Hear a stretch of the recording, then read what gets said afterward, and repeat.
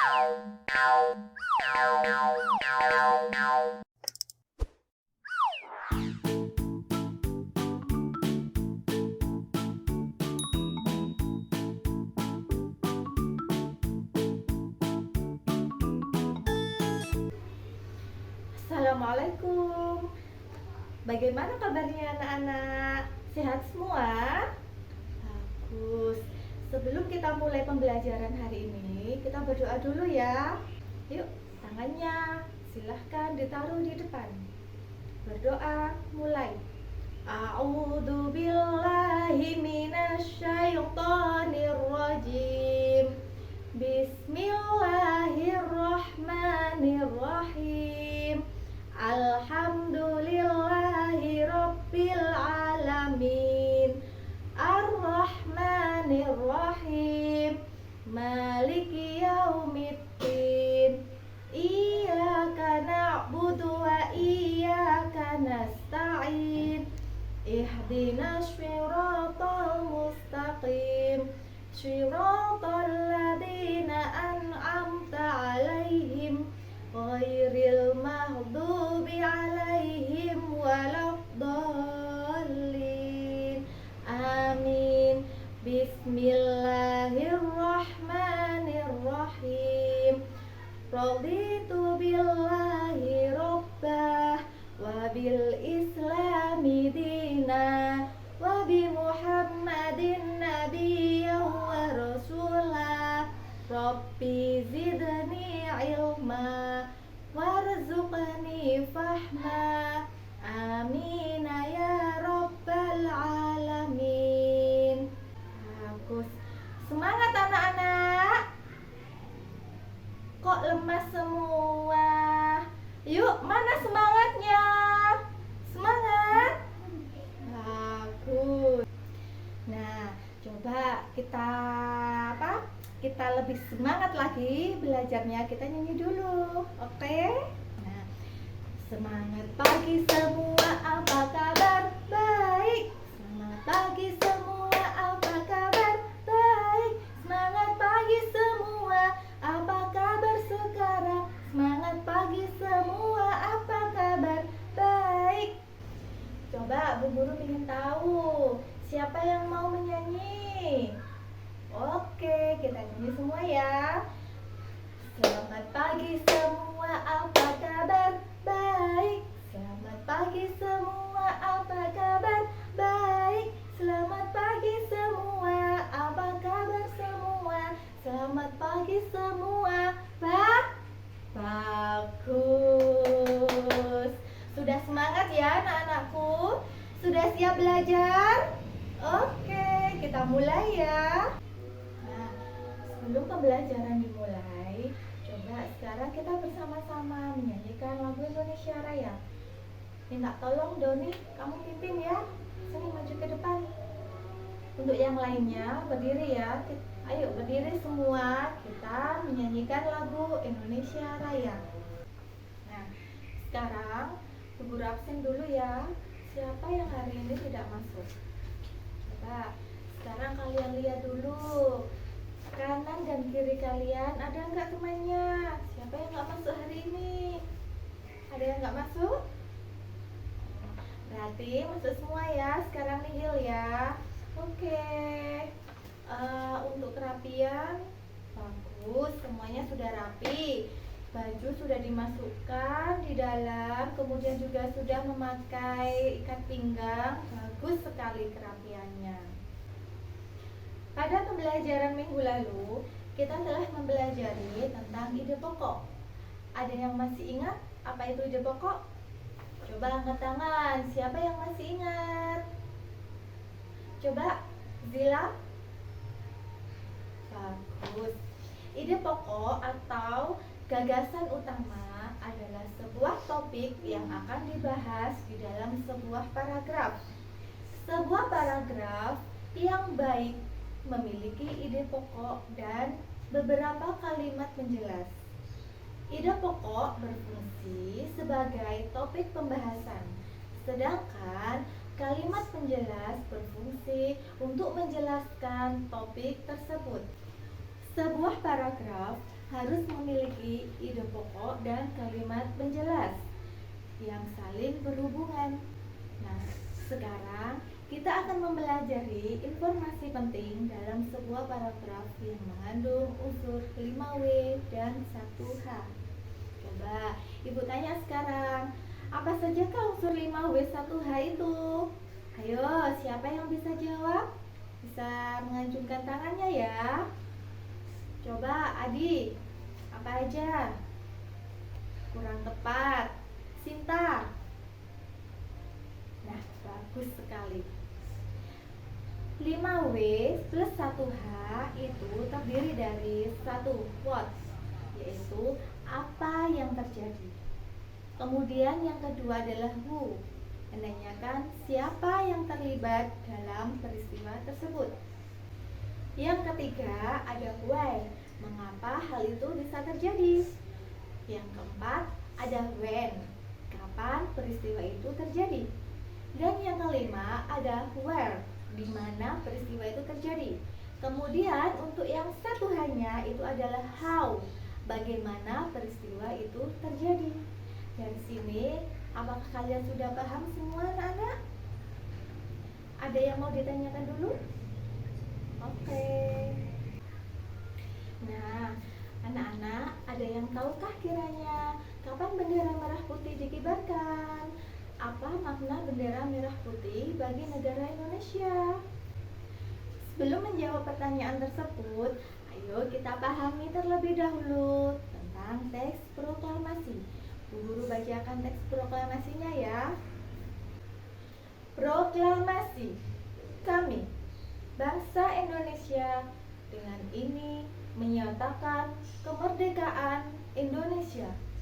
Hal-hal yang mengenai pemindahan kekuasaan dan lain-lain diselenggarakan dengan cara seksama dan dalam tempo yang sesingkat-singkatnya. Jakarta, hari 17 bulan 8 tahun 1945 atas nama bangsa Indonesia Soekarno-Hatta. Ibu akan bercerita sedikit ya tentang proklamasi kemerdekaan Indonesia. Proklamasi kemerdekaan Indonesia. Proklamasi kemerdekaan dilaksanakan pada tanggal 17 Agustus 1945. Peristiwa ini menjadi suatu peristiwa yang penting bagi bangsa Indonesia. Peristiwa ini menjadi sebuah tonggak sejarah di mana bangsa Indonesia berhak atas kemerdekaan dan wajib mempertahankannya. Ibu akan bercerita sedikit tentang proklamasi kemerdekaan Indonesia ya. Coba sekarang didengarkan dulu. Proklamasi kemerdekaan Indonesia. Proklamasi kemerdekaan Indonesia dilakukan pada tanggal 17 Agustus 1945. Peristiwa ini menjadi peristiwa yang sangat penting bagi bangsa Indonesia. Peristiwa tersebut menjadi sebuah tonggak sejarah di mana bangsa Indonesia berhak atas kemerdekaan dan wajib mempertahankannya. Diawali dengan dijatuhkannya bom atom oleh tentara Amerika Serikat pada tanggal 6 Agustus 1945 di kota Hiroshima dan pada tanggal 9 Agustus 1945 di kota Nagasaki. Jepang akhirnya menyerah kepada tentara sekutu. Peristiwa ini dijadikan kesempatan oleh bangsa Indonesia untuk segera membebaskan diri dari penjajahan bangsa Jepang. Teks proklamasi ditulis di rumah Laksmana Tadashi Maeda di Jalan Imam Bonjol nomor 1. Para penyusun teks proklamasi adalah Insinyur Soekarno, Dr. Andes Muhammad Hatta, dan Mr. Ahmad Subarjo. Konsep teks proklamasi ditulis oleh Insinyur Soekarno. Pada saat itu hadir pula BM Diah Sayuti Melik, Sukarni, dan Sudiro. Sukarni mengusulkan agar yang mendatangani teks proklamasi itu adalah Insinyur Soekarno dan Dr. Andes Muhammad Hatta atas nama bangsa Indonesia. Teks proklamasi diketik oleh Sayuti Melik. Pagi harinya, 17 Agustus 1945, di kediaman Soekarno, Jalan Pegangsaan Timur nomor 56 telah hadir antara lain Suwiryo, Wilopo, Tabrani, dan Timurti. Acara dimulai pada pukul 10.00 dengan pembacaan proklamasi oleh Soekarno dan disambut pidato singkat tanpa teks. Kemudian bendera merah putih yang telah dijahit oleh Ibu Fatmawati dikibarkan. Nah, itu tadi cerita yang Bu Guru sampaikan. Nah, dari yang Ibu ceritakan tadi, siapa sekarang yang bisa memberikan contoh? Contoh soal yang terdiri dari kriteria 5W 1H. Yuk, bisa angkatkan tangan ya. Coba siapa yang berani? Bagus, coba Adam, bagaimana? Oke. Apa yang dilakukan oleh Muhammad Hatta, Insinyur Soekarno, dan Ahmad Subarjo? Bagus. Coba sekarang yang lainnya ada? Coba yang perempuan, Bu Guru ingin tahu. Oke, Melani. Coba apa? Bagus sekali. Mengapa bangsa Jepang menyerah kepada Amerika Serikat? Bagus. Nah, sekarang coba yang lain ya. Ya, Fajar, gimana? Betul sekali. Siapa yang mengetik teks proklamasi? Bagus. Ada lagi. Bisa juga dipakai siapa yang menjahit bendera merah putih. Nah, seperti itu. Oke. Sekarang kalau kapan? Kapan Ibu Fatmawati menjahit bendera merah putih? Bisa ya seperti itu? Bisa. Kalau di mana gimana? Bagus sekali.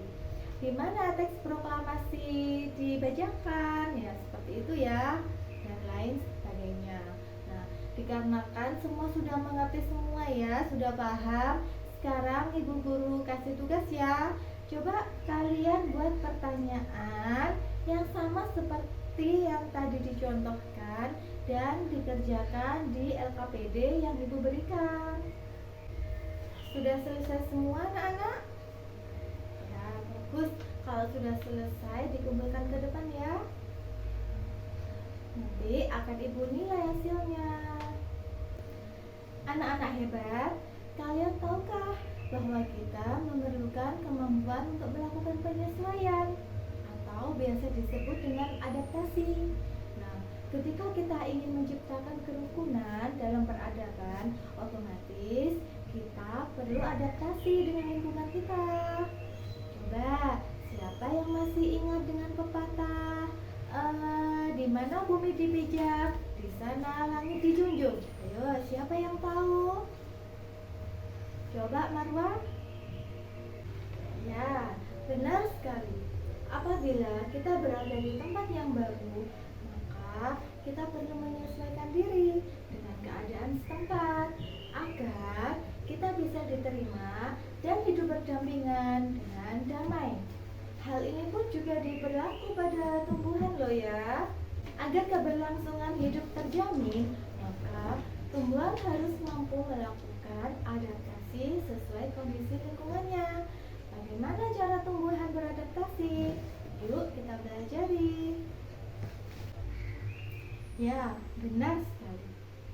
Apabila kita berada di tempat yang baru, maka kita perlu menyesuaikan diri dengan keadaan setempat agar kita bisa diterima dan hidup berdampingan dengan damai. Hal ini pun juga berlaku pada tumbuhan.